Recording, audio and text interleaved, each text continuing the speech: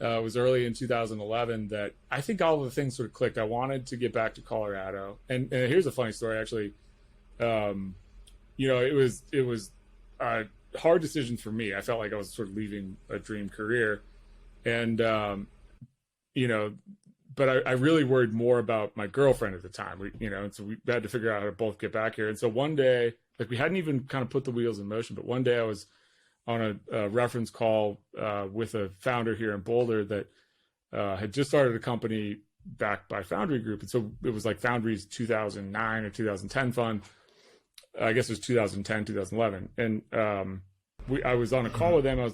And telling him about, I know, a little bit about what you guys do because my wife does this now. He's like, who's your wife? Where she worked? Flew us out to Boulder, I think literally that weekend. It was like a Thursday. We were in Boulder that weekend. And by the time we left, Sunday night, he was like, your wife's coming to work here. So that was actually the path that kickstarted the whole thing. And then it was just very clear that like, I felt like your wife works at Altvia as well? No. Sorry. That was confusing.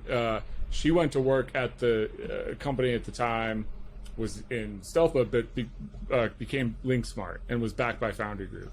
Gotcha. Okay. Yep. So she kind of, one up me. I was worried about finding her something to do for work. And all of a sudden I was like, sort of scrambling. So we did kind of the long distance thing for like a couple of months at the end of the year.